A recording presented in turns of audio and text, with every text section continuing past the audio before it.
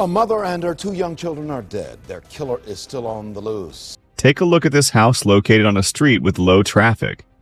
It is almost indistinguishable from other houses in the area. It looks like a quiet and peaceful place.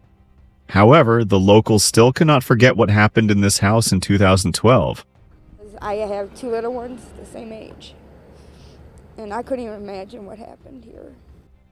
Heather Jackson and her 2 children lived here. When Heather stopped answering her phone one day, her friends and mother became worried and called the police. The officer who arrived knocked on the door, looked through the windows, and not seeing anything suspicious left. But friends knew not answering the phone was out of character for Heather. There were other alarming signs. They kicked down the door and went inside, after which they had to call 911. So today we'll discuss the shocking triple homicide in Sandusky, Ohio. In 2012, Heather Jackson was 23 years old. She had 2 children, 3-year-old Selena and 1-year-old Wayne Jr. When Heather found this house on a quiet street just a mile from Lake Erie, she was happy. Her life was not easy. She had recently separated from her husband Wayne, and they were going through a divorce.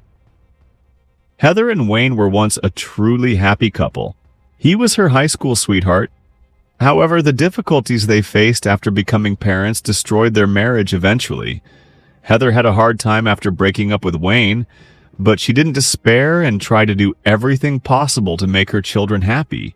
At 2:30 p.m. on September 8, 2012, Heather's close friend Danielle Sorrell went to her house as they had agreed to meet. Danielle knocked on the door, but no one opened it.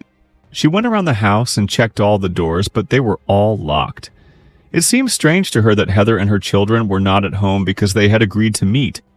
And even if Heather had suddenly changed her plans, she would have warned about it. So Danielle called Heather's mother, Jody. Jody was very close with her daughter. They talked on the phone daily, but she couldn't reach Heather that day either. Danielle called all of Heather's friends, but no one knew where she might be. But then Danielle noticed Selena's pacifier lying on the porch. She became even more worried because she knew Heather would never leave the house with the children without taking a pacifier. A few more hours passed, but Heather still didn't call her mother back. Jody was very nervous and had a bad feeling. Therefore, she called the police and asked them to do a welfare check. The officers arrived at the specified address and knocked on the door, but no one answered. Then they went around the house and looked in the windows, but did not notice anything suspicious. There were no signs of forced entry or other signs of foul play. They had no grounds to enter the house without a warrant, so they left. At about 7:30 p.m., Heather's friends Thomas Hansen and Dan Reisner arrived at her house after learning that she was missing. They knocked on the front door, but no one opened it. Reisner went to the back porch, forced open the door, and entered the home. They found Heather's naked body in the bedroom and immediately called 911. Okay, I walked in the back door because I thought I heard someone come in, and there's a body under the mattress. And there's a what? A body, a person's body, a deceased person. Sergeant Eric Graybill, a Sandusky police officer, responded to Heather Jackson's residence and entered the home. He found Heather's body wedged between the box spring and mattress in her bedroom with a ligature around her neck. The TV in the house was still on, but the children were not there. Their room was empty. While inspecting the house, the officers noticed a door to a utility closet. It was the only place they hadn't checked yet. When Sergeant Eric Graybill opened this door, he saw stacked boxes with some things.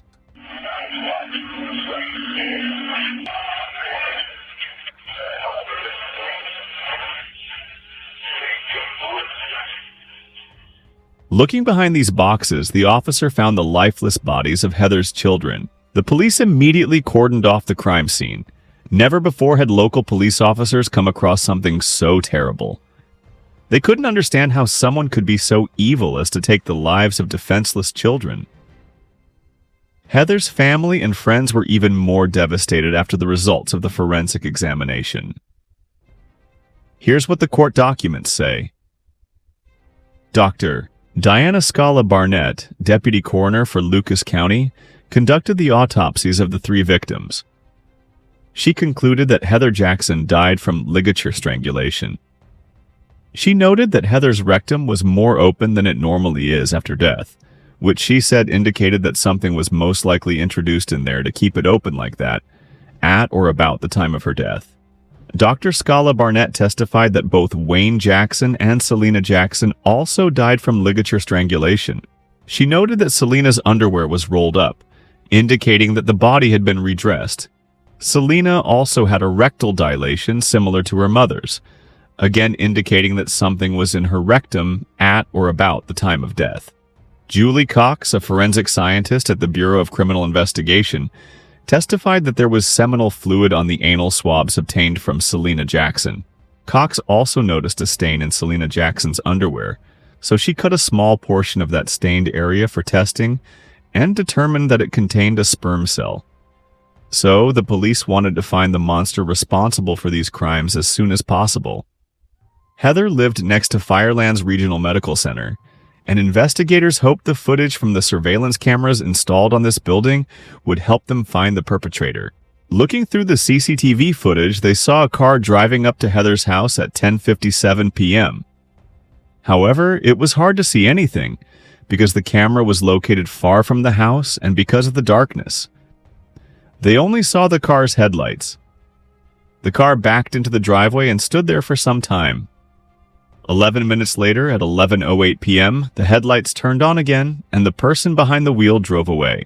Meanwhile, Thomas Hansen and Dan Reisner, the men who discovered Heather's body, were taken to the police station for questioning. They were interrogated separately, and the first person the investigators talked with was Dan Reisner, since he was the one who called 911. Dan and Heather were friends, and when he found out she was missing, he decided to check her house. Dan had to admit that he had to push the door hard to enter Heather's house. Dan was asked to provide DNA samples to the police since he was in Heather's house when he called 911. He agreed to it without hesitation. After a swab was taken from his mouth, he was let go. The investigators then questioned Thomas Hansen. He said he talked to Heather on the phone the night before and was near her house around 11 p.m. According to him, he drove up to Heather's house in his car, but did not enter the house. They chatted for a short while outside her house, and then he headed home. Thus, the investigators found out who was driving the car they saw on the CCTV footage. It was Thomas Hansen. He also said he didn't enter Heather's house that night, because she wasn't alone. There was a man in her house whom Hansen knew as Josh. Hansen said the same thing as Reisner. According to him, when he found out that Heather was missing, he went to her house to find out what happened. After taking a sample of his DNA, the police let him go. After that, the police decided to focus their attention on the man who was at Heather's house before her death. This man was identified as Josh Case. His whereabouts were quickly established, and he was taken to the police station for questioning. When asked about his relationship with Heather, he said he had known her for several years. Josh did not deny that he was at Heather's house that night. He said they watched TV while the children were sleeping in their room. Josh also mentioned that he went to the store to buy breakfast for the children. He returned to the house and stayed there for some time before a friend came to pick him up at about 1 a.m. He admitted that he and Heather had consensual, intimate contact. The investigators went to the store where Josh said he bought breakfast for the children and watched the CCTV footage. It turned out that Josh was telling the truth. He entered the store at 11:20 p.m. and did exactly what he said. His testimony was confirmed, but the fact that he was in the store did not negate the possibility that he could be responsible for this terrible crime. He was the last known person Heather had contact with, and it made him the prime suspect. He also provided a sample of his DNA. Laboratory results showed that Thomas Hansen and Dan Reisner had nothing to do with what happened to Heather and her children, because their DNA did not match the one found on the bodies. As for Josh Case's DNA, it matched the DNA on Heather Jackson's body, but did not match the samples taken from her children's bodies. It meant there was another man in the house that night. Josh had previously admitted that he was in an intimate relationship with Heather. and this explained the presence of his DNA on Heather's body. But now the police had to look for another person whose DNA would match the one found on the bodies of all 3 victims. The investigators quickly excluded Heather's husband Wayne, with whom she was going through the divorce process, from the list of suspects because he lived in another state. The detectives hoped they would find answers in Heather's cell phone records. When they received the report, they saw that Heather was very active on her phone, including on the night she died. The last conversation she had on the phone took place at 3:12 a.m. and lasted 30 seconds. Now the police needed to find out who that phone number belonged to. 36 hours after Heather's death, the police obtained another CCTV footage. While analyzing it, the investigators saw a white car driving up to her house at about 3 a.m. It coincided with the time when Heather stopped using her phone. And maybe it wasn't just a coincidence. The officers also saw that this white car drove away about an hour later. Heather, Selena, and license plates of this car. However, they were able to determine that it was a Cadillac. After the investigators received information from the phone company about the owner of the phone number Heather had called before her death, they had a name. It belonged to 41-year-old Curtis Clinton. It was with him that Heather had that 30-second phone conversation at 3:12 a.m. A background check on Curtis Clinton revealed disturbing information. According to the police, Clinton was released from prison in February after serving 13 years for 2 counts of felonious assault and involuntary manslaughter. He pleaded guilty to the April 1997 death of Misty Keckler, 18, of Fostoria. Misty Keckler was found strangled, naked, and face down in the bathtub with her hands and feet tied. It was similar to what happened to Heather.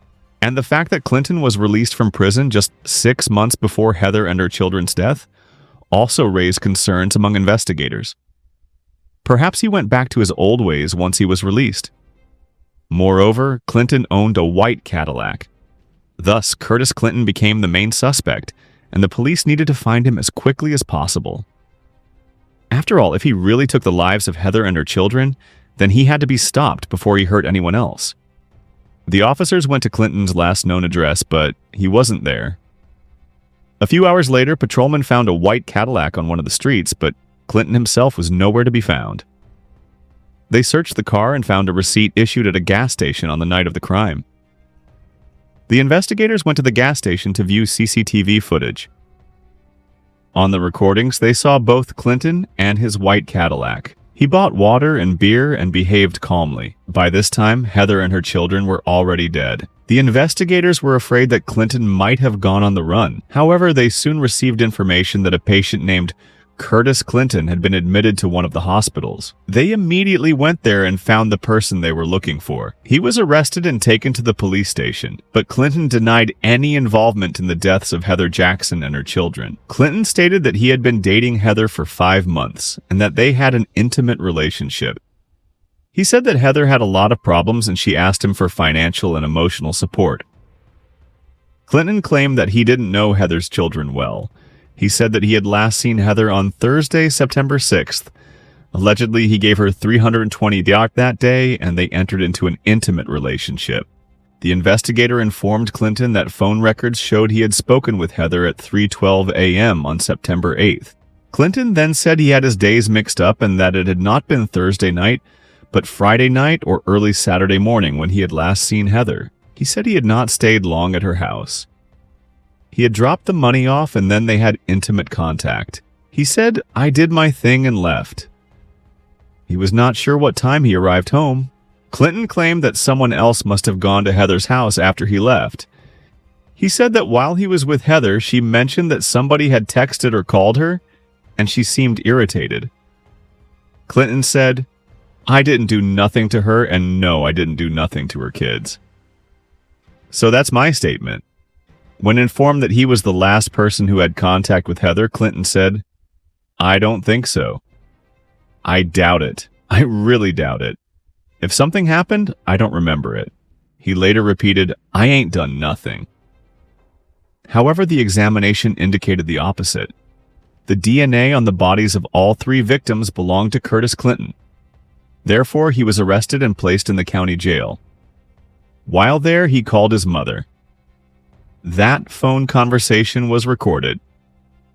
Here's what the court documents say about this phone conversation. Clinton told his mother he was confused and wished he had sought help. He also said, "You should know it would happen again. Now it's even worse than before. I just lose it." "I don't know what it is," his mother responded. "I know we all have that issue, but we have learned how to deal with it. We should have really just forced you to go back to your medication," Clinton replied. "I thought I was just over it. I just wouldn't believe that shit would happen no more." Then Clinton said, "I'm going to go in there and plead guilty or whatever, and just let them do whatever they want to me." Curtis Clinton was charged with multiple counts. During the investigation, it also turned out that 6 days before the death of Heather and her children, Curtis Clinton attacked a 17-year-old girl whose identity was not disclosed by the police.